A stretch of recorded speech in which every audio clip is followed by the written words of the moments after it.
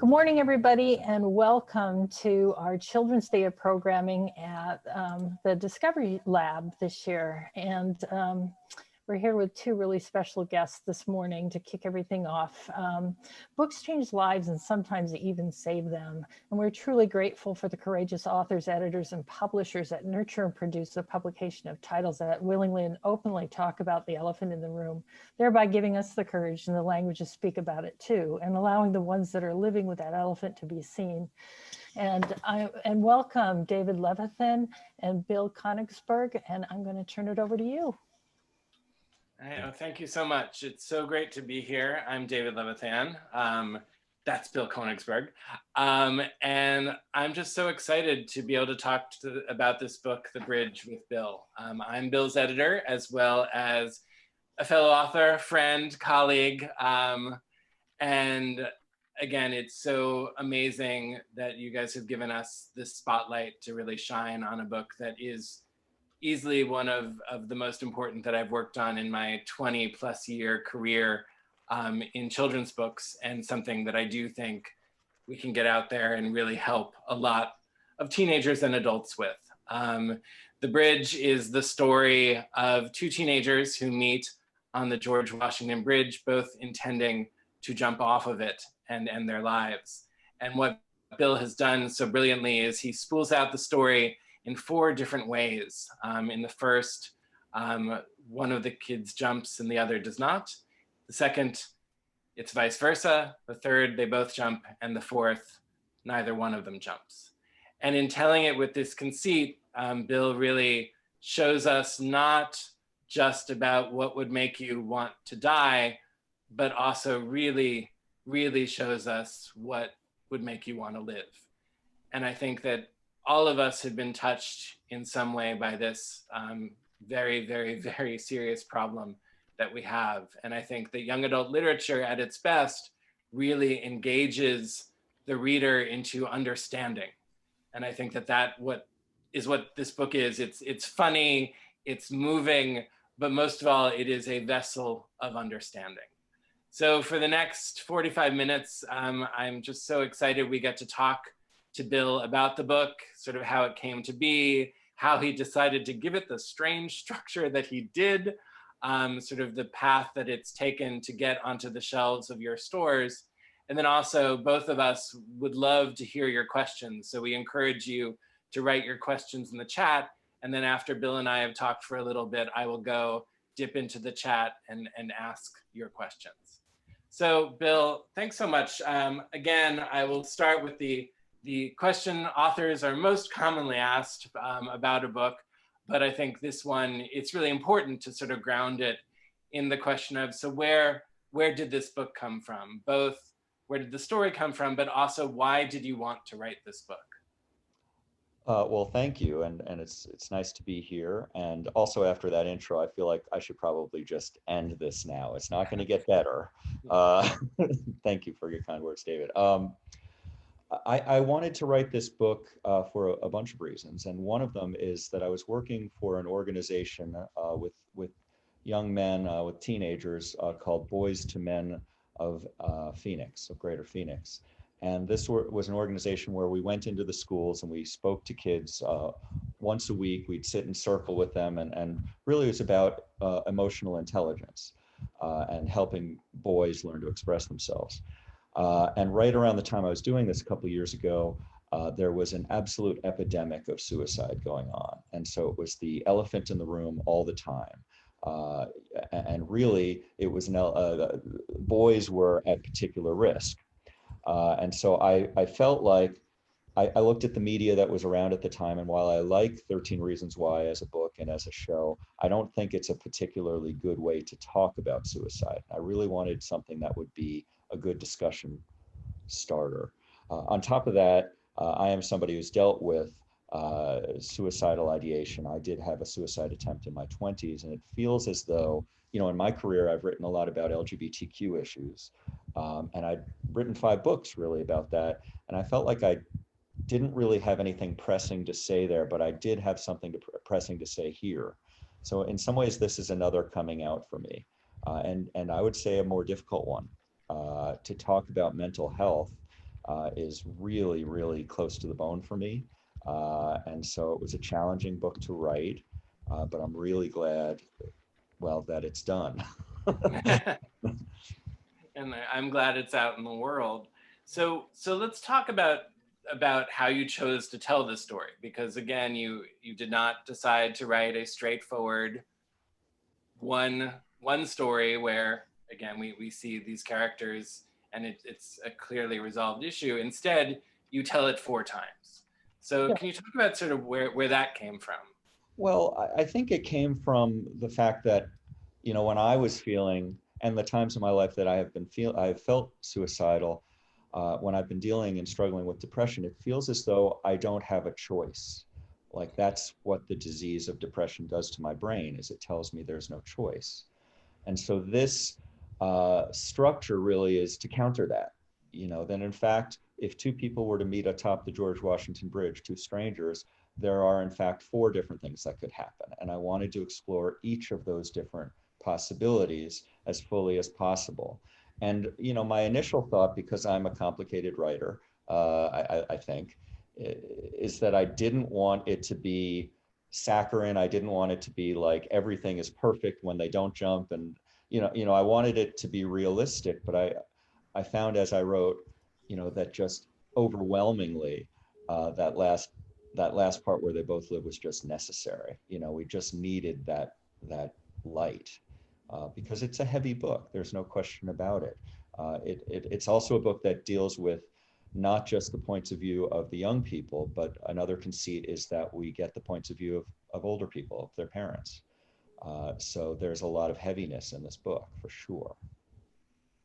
I think that there's heaviness, but there's also lightness and humor as well, which I think is so important in telling the story, because again, I think grappling with this, again, it's really hard and dark, but also parts of it are really morbidly funny. And again, you get to see these two characters really grappling with it. And when I've written about mental health, I think I've often heard from readers who are appreciative when you not just focus on the moment of discovery, but you actually talk about living with it and what life is like with it. Because so often in our literature, we focus on the aha moment of, oh, I have this, and then we sort of end the novel. But I think what you've done here is, again, with both viewpoint characters, really shown the grappling and how it is an ongoing process and how you can move forward, but you are always going to be dealing with it in some way. So I want to talk, I very deliberately was vague in my introduction in not describing Aaron and Tilly and talking about the two main characters. And having heard you talk about the book, I think it's interesting because the assumption would be made that demographically, one of these characters is much more like you than the other, but really both of them are like you. So could you sort of talk to us about how you found these characters and then what aspects of you that they represent? Absolutely. So the two characters are Aaron and Tilly. They're both 17 years old. They both live in New York City. And Aaron lives on the west side. Let me start this way. Aaron lives on the west side with his father, who is a therapist, I guess, or a social worker. And Tilly lives on the east side with her parents. Tilly is adopted and Korean, and her parents are white, extremely wealthy, and have a younger child. They adopted her when they didn't think they could conceive, and then they were able to conceive. And I think the way this came about is that I grew up in New York City, living with my mother, a therapist on the west side, and I had my father and his new wife and their new child on the east side. And these are two parts of me that struggled with depression as a kid. I look at Aaron as having more of a chemical struggle with depression. It's clear that he has the illness of depression, and life is hard for him.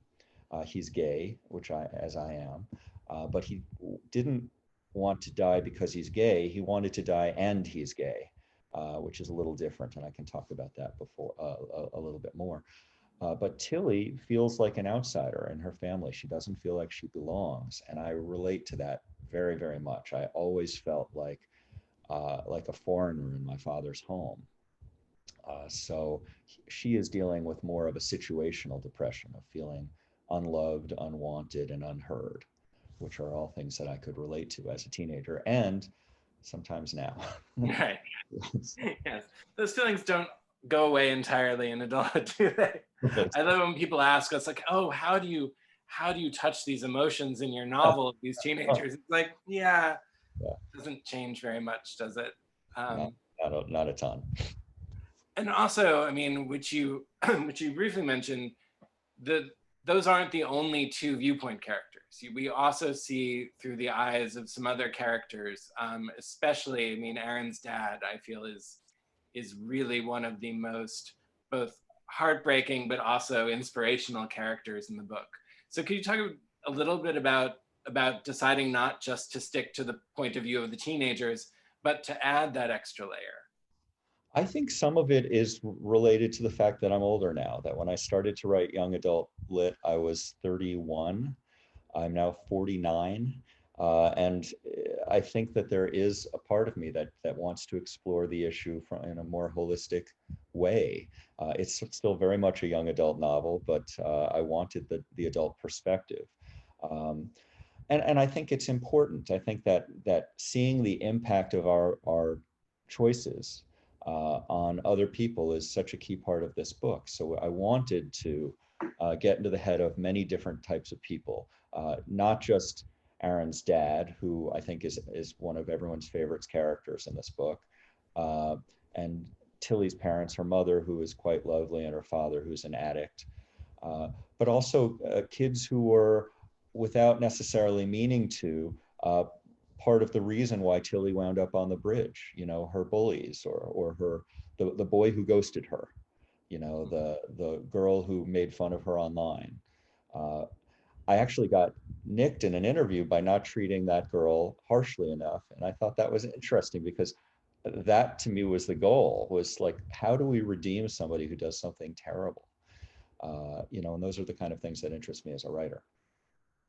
Well, and I think that you do have such empathy for all of the people in the book. And I think that is one of the reasons it's so effective. I mean, I think that for me, again, the reason Aaron's father resonated so much is I think that the usual artistic construction of the suicide narrative is basically that the parents are awful. I mean, that the parents have it just neglected the child or not done the wrong things and led to it. And I think what the passages with Aaron and his father show is that you can have the most loving family in the world, but if you have a mental health problem, you have a mental health problem. And that, again, a lot of the feedback we've gotten, and we've had some really great conversations with booksellers already. We've done some small groups, and the resonance was, I mean, again, for people who've been touched by this, and we've, again, all been touched by this. I have friends whose children have killed themselves. I have friends who've attempted suicide. And I think that this is the book that they really relate to the most because it is so nuanced and it doesn't lay blame. It says this is a mental health problem. And I think it's so hard when talking about this topic to really get to that heart of it. And so I'm wondering, when writing it, I mean, how did you manage to sort of stay on course and write something that was so honest about something that is so deeply personal? As you said, it's sort of, you sort of came out as a gay writer early on, but in many ways, especially society right now, this is still something that people don't talk about nearly as much as they should. Yeah, I mean, they don't talk about it as much as they should. And I feel the weight of it. I feel that things have shifted in perception toward me. And I'm a very sensitive person, so that it could also be a story I'm making up. But I think that it's very challenging to talk about things that are happening in our brains. That's not something that is done. I think that it is still seen as a weakness sometimes. And so I feel a lot of that. And that just drove me forward with the book, to deeply and seriously sit in every chair of every character and try to get it right. Because I think that everybody, I don't know anybody who's not impacted by this. So I was curious. I had never thought before about what it would be like to have led to somebody's suicide attempt. I had never thought about that before. And I thought, so this girl, Molly, what's her story? And that was the challenge with each of these characters. This was by far the hardest book that I've ever had to write. It took quite a long time. And there were a lot of missteps along the way, but of just trying to make sure that everybody was treated with love, and that everybody's absolute truth was in there. I don't know if I answered your question, but that's sort of what I was led to think. No, that works perfectly.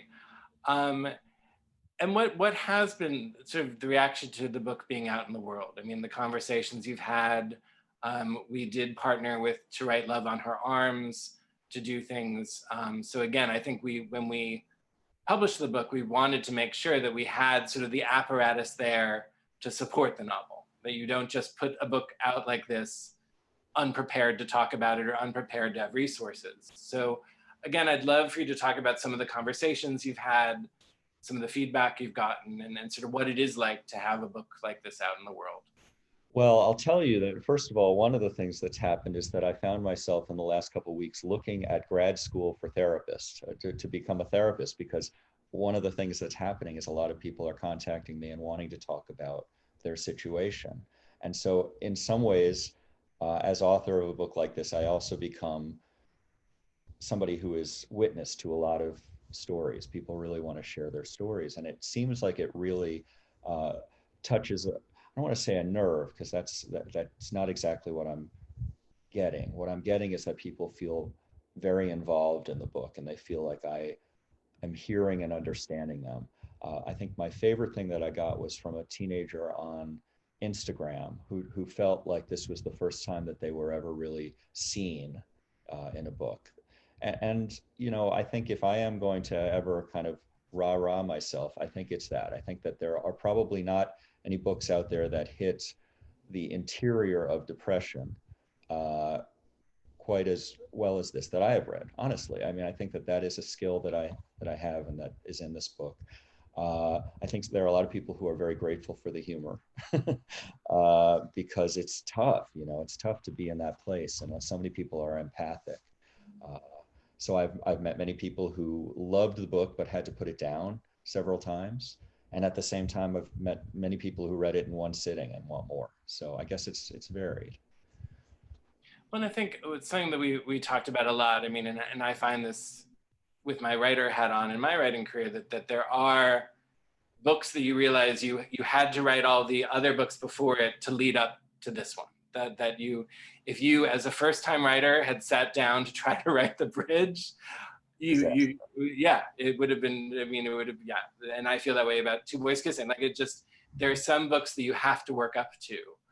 But I also think, and again, something we've discussed is too, with your other books, you've had some extraordinary interactions with readers. And that again, a lot of times you hear authors say, oh, I'm not really thinking about the reader, or oh, I'm just in a creative space, I'm not conscious of that at all. But I feel that both of us, and especially you with this book, you are very conscious of the readers, and you're very conscious of the teens that you've already been interacting with for over a decade. So could you talk a little bit about that? I mean, both about some of the interactions you've had sort of as a go-to gay author with teens, but also in the touring you did with Trevor and things like that, and sort of how understanding YA and how powerful it can be informed you sort of having the courage to write this book. It's definitely been an education. When I started to do this sort of writing, I did not know the gifts that were going to come. And I think there have been incredible gifts along the lines of what you're saying, of beginning to understand the power of books. I think probably the greatest story that I have it's about a boy from Kansas who reached out to me a few years ago. He had read 2 of my books and he really enjoyed them, and he wrote me to ask about coming out. He wanted to come out to his very religious parents, and I wrote him back and I said, I need a little bit of time to think about that because I don't want to say anything incorrect. And a few days later, I wrote him and was about to send him a long email about this when I saw on Facebook that he had been outed His stepfather had found something, and his parents had just lost it, and they threw out all of his books and took him out of school, and put him in homeschooling, and made sure that the only book he could read was his Bible. And so I went through that with him, where I was his lifeline, where he was writing me, and all I was basically saying was, just stay with us. This is the hardest thing you'll ever have to do, but there is another side. And it's the beautiful ending to this story is that Reagan is now in college, and he has made it, and he wants to be a writer. And so I understand now that these books that I sometimes think of, oh, it's a light book, openly straight, not for some kids, and I think that this is the one that is going to bring out the strongest feelings, for the most diverse group of kids. And I think, when I was listening to you talk, David, what I got was, one of the special things about books is it teaches us how similar we all really are. Like, there are things that separate us, and we talk about all sorts of barriers, but in reality, we share so much DNA. And so when you say, I'm thinking about the kids I am, but I'm also thinking about me, we just are the same. And technology may change, but the feelings that we share are strong. Well, and the phrase you use, lifeline, is so true. And again, I think it is important to really engage the booksellers who are on this call, because again, I think booksellers and sort of the havens that they build in their stores are such a crucial part of that lifeline. And I think that is, I've heard from so many kids who would never tell the bookseller that the book they bought in their store that was sort of had a shelf talker actually saved their life. But I have heard that. And I think that is what I love about children's literature and YA literature, is the lifeline is there are many people on that line, that you as the author, me as the publisher, we are just the start of that lifeline. And we need booksellers to connect to those kids and make sure that the book is out there. But again, I think that one of the conversations we had early on was the knowledge that in putting this book out in the world, you would have to talk about it, and you would need to support it while keeping sort of within your comfort zone and making sure that you were taking care of yourself, as well as taking care of who else contacted you. And again, I think having to write Love on Her Arms was also really important to sort of have people to point to. But again, I think that it is interesting, just the responsibility we have as authors, putting these things out in the world and partnering with the booksellers. And I think, the truth is that there has been a thought for all of us who are involved with this book that it is important for booksellers to read this book, because it's a book that can't help but change the perspective. I guess I'd say one way or the other. I'm sure there are going to be booksellers out there who would read this and not have this experience, but it's a book you can't really help but talk about and have strong feelings for. And of course, also, I've heard from booksellers in our earlier conversations, this can feel like a tough sell, because we're talking about very serious issues. And how do you hand sell a book that's about, depression and suicide? But I think the point in some ways is that it's a conversation starter for everybody. We don't always know. It's not like we're seeking out suicidal children. What we're doing is we're trying to get this in the hands of people who it can help on all sorts of levels, because everybody's involved in this story. Yeah, no, and it's so important, to state the obvious, to get it in their hands before it ever arises, that again, it's great to read after you've had the thoughts, but it's also great to read before you've had the thoughts, because again, it will help you understand them more. Or if you have a friend, if you have a friend who has those thoughts, or if you don't yet, but you probably will, because all of us have. Everyone knows somebody. All right, I will ask you one more question, and then I will go to the questions from the booksellers. So booksellers, I urge you to ask us questions so we can continue the conversation. But I want to swing back, because I realize I did not fully press you on the structure question. Again, something we've talked about again, is sort of the Trojan horse of structure. How, again, I always talk about my book every day, how by writing speculative fiction where somebody wakes up in a different body in a different body every day, I was actually able to start all these conversations about non-binary gender and sort of the nature of identity. But basically, I got people in the door by being like, hey, it's somebody who changes bodies every day. And I feel the bridge, it's the same way that there is, in talking to people with it, it is the idea that you're playing it 4 different times that lures them in, like, oh, how does that work? And how the structure of the novel can actually bring in the readers to talk about the themes.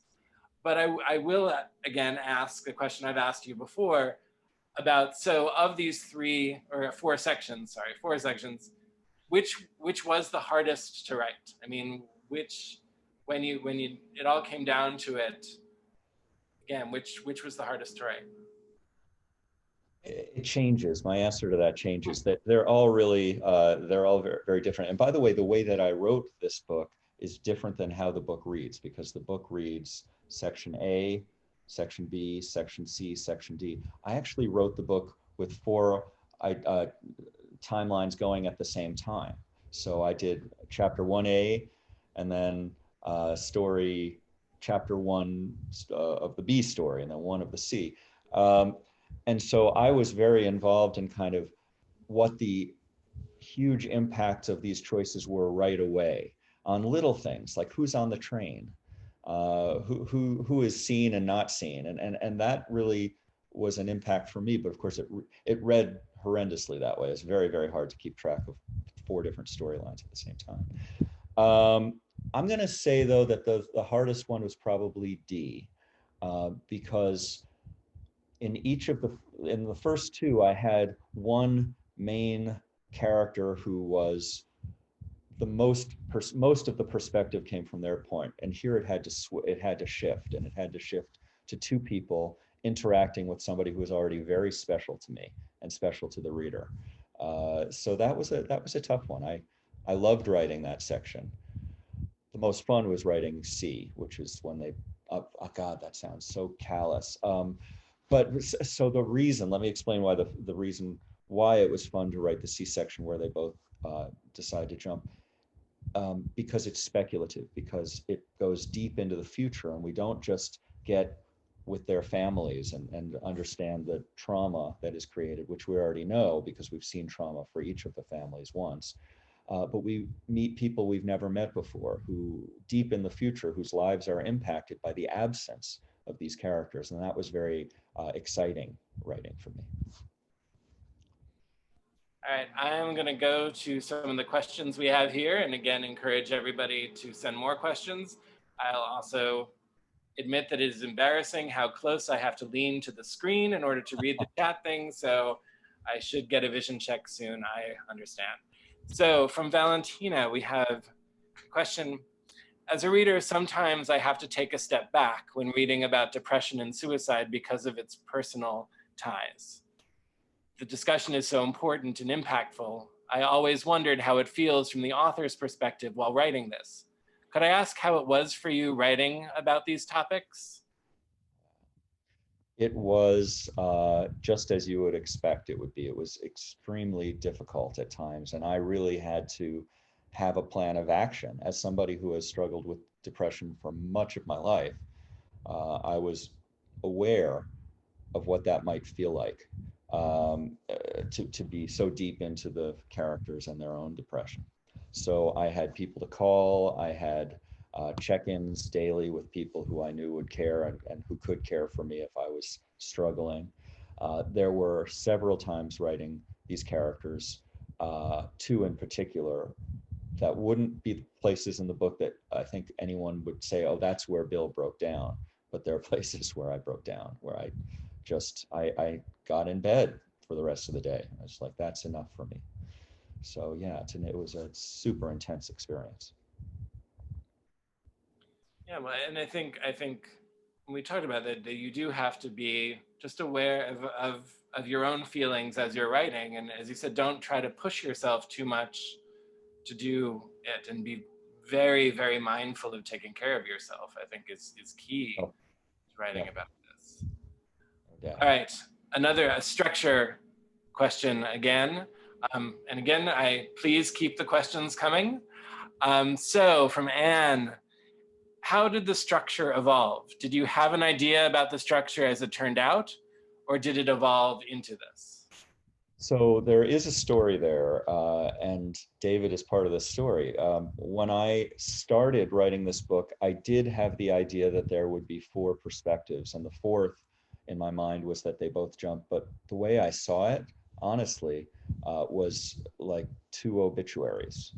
I didn't expect to explore that 4th scenario.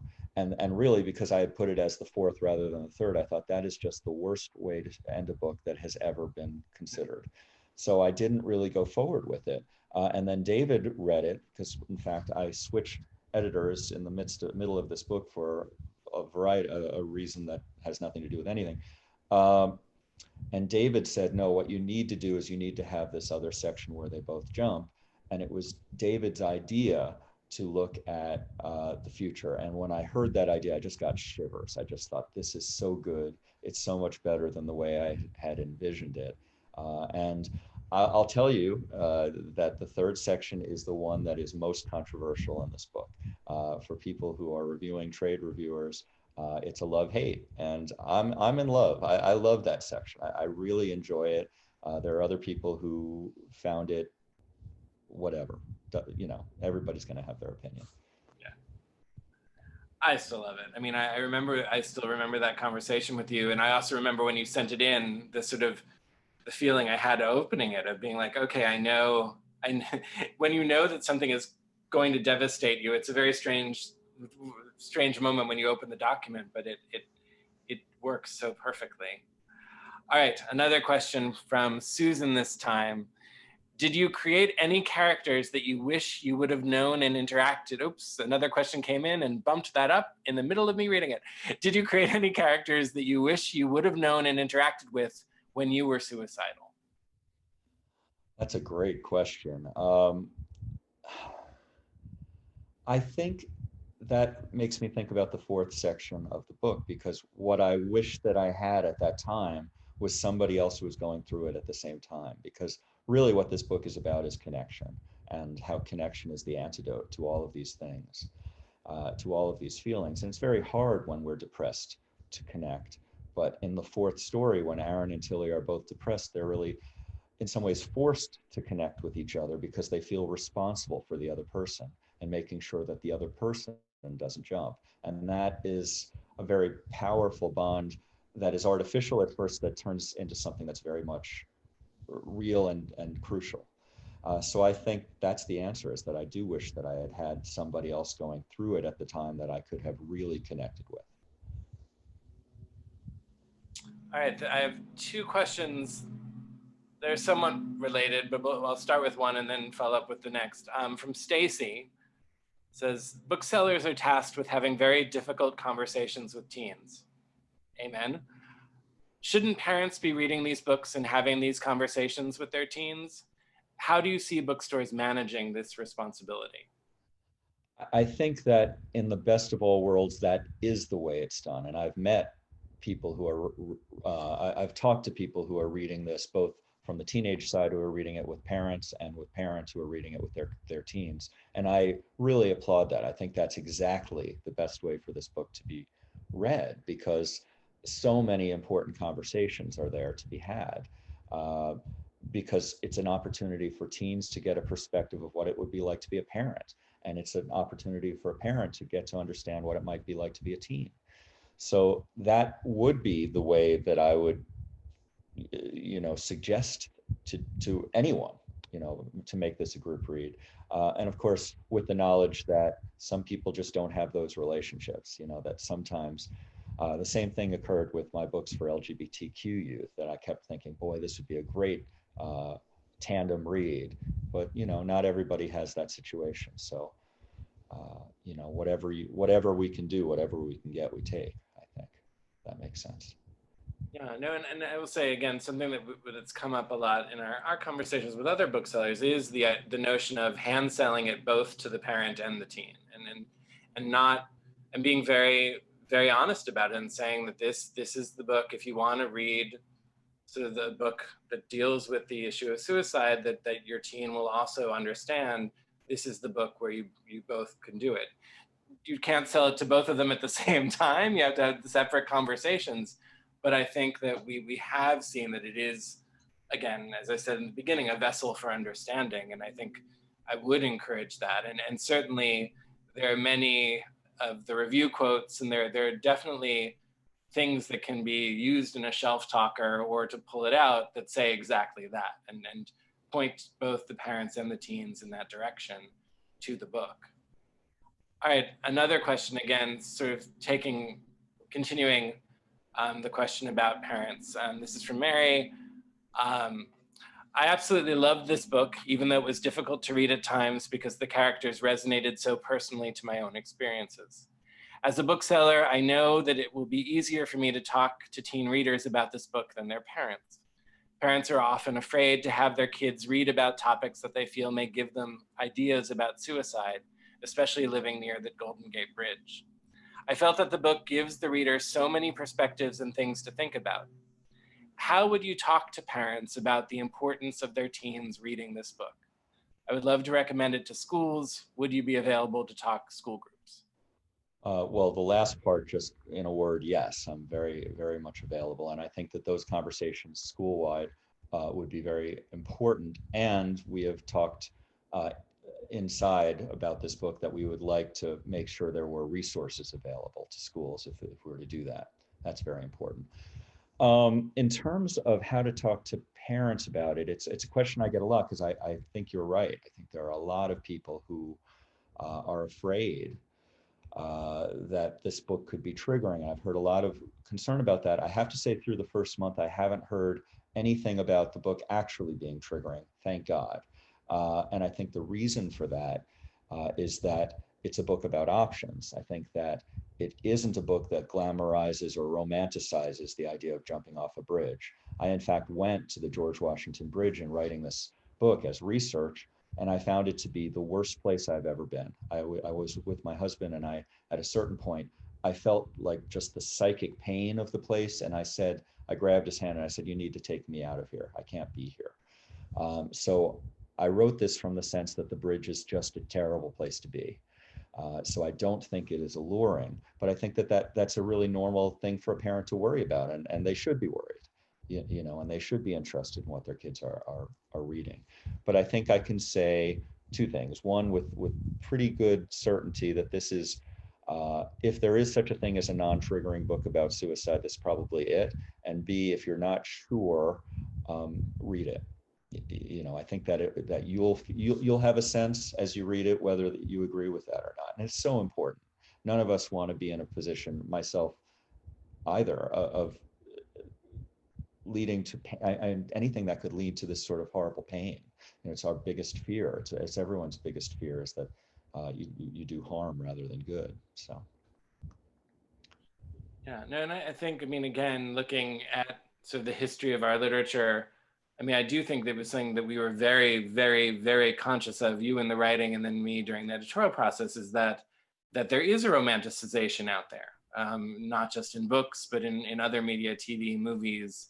And we wanted to fight that with every ounce of our being. Absolutely. Because it's not, that is not the narrative that we want out there. And in fact, it is trying to rewrite that narrative. So I think talking to parents and just saying that this is a very honest view of what is going through teens' heads, but it does not in any way endorse an action or make it seem desirable, or like it is the solution. In fact, it talks about options, it asks questions, and guides you to the place that you would want your children to be guided. I think that's the important part about this book. And I would say along those lines that when a reader gets to the fourth section and there's the joy of this connection that has been found between Aaron and Tilly, I think it's a very, very strong message without it sort of hitting you over the head. It's hard not to look back at the characters and realize that in the first story, the second story, they weren't alive, and here they are alive in this version and joyful. Yeah. And I think in so many of the other books are also usually told from the point of view of the person who is the friend or the boyfriend or the girlfriend of the person who commits suicide, which is very valid to talk about the emotions that inspires. But I think it is different to sort of have the first, so the not the first person, but the really close look at the person going through it and to understand all the causes there. All right, we have time for one or two more questions. If anybody has one or two more questions, now would be the time to type them in. But if not, I will ask one or two more questions. All right, well, I'm just gonna keep going. I mean, and again, admitting that as your editor, it does sound like a loaded question. You know it's not a loaded question. But I will ask you, so Bill, what are you working on next? Oh, and somebody else just, good. Michael chimed in with that too, so it doesn't seem too loaded coming from me. I'm not asking when you're gonna hand it in. I'm just asking what you're working on now. I'm working on a historical fiction novel that takes place in 1987. I love that that's historical, but it is. 1987 New York City, and it involves a friendship / possible budding relationship between two boys with the AIDS epidemic as the backdrop. And it really, it hits home. You know, I felt like after writing about suicide, I should write about something lighter. So I went with AIDS. I mean, it's ridiculous, but it is something that I feel like I've needed to write about forever. That was an extraordinarily traumatic part of my life growing up in New York City and coming of age in that situation. So, and I'll hand it in soon. No pressure. All right, Sharon, hi Sharon, asks, have you talked to counselors about how to talk about this? Again, she says, I'm asking because I remember when Jay Asher toured, he had a lot of kids asking for help and he felt overwhelmed. Yeah, I mean, one of the great things is really a big blessing to have To Write Love on Her Arms come aboard our team in some ways. And they've given us, first of all, in the back of the book, there are resources, which I compiled and checked with many, many different sources to make sure that they were good. I wrote a little bit about what I say to people in terms of this issue. And then we have To Write Love on Her Arms, which has created a one sheet, I believe, haven't they? Or have we created one with them? So we have lots of resources available in terms of people to call, people to text, all of that, and it's crucial. Yeah. All right, and again, the one sheet, basically any event that Bill does, we do have this one sheet with To Write Love on Her Arms that is available. It's on the website. Again, it's something that we want to be extraordinarily clear that if a teen or a parent or anybody is in need of information or help, that again, that with all due respect, Bill is not the person to ask. It is the professionals that are the people to ask, and we want to make sure that they have the resources and know where to go. And we did it for US, Canada, UK, wherever the book is published, we're doing that, which is really important. All right, we are now at 9:15, we're 9:14, so it's time to wrap up. So I just want to say thank you to all the booksellers. Again, the work you do, especially, I will say, and I'm going to ruin it just at the end with 1 minute left, but how extraordinary it's been to have a conversation that we haven't actually had to talk about what's going on in the world right now. Like, I feel that, but I will say that especially with everything going on in the world right now, your dedication to books like this, your dedication to the teens who come into your stores, your dedication to sort of YA literature and the lifeline that it can provide. Again, we could not do this without you. And I am so extraordinarily grateful to you for spending the time hearing about The Bridge, but again, to also you for hand selling it, for getting it out there and making sure that it gets into the hands, not just of the people who need it in the moment, but the people who will need it, because as Bill has said, this does touch everybody. So that's my final word. Bill, close it on up with your final word. I echo what David said. I am very appreciative of you all and for listening and for all of the work that you do to get these books into the hands of young people and really of everyone. So thank you so much. Thank you so much for being here and kicking off a great morning. Thank you.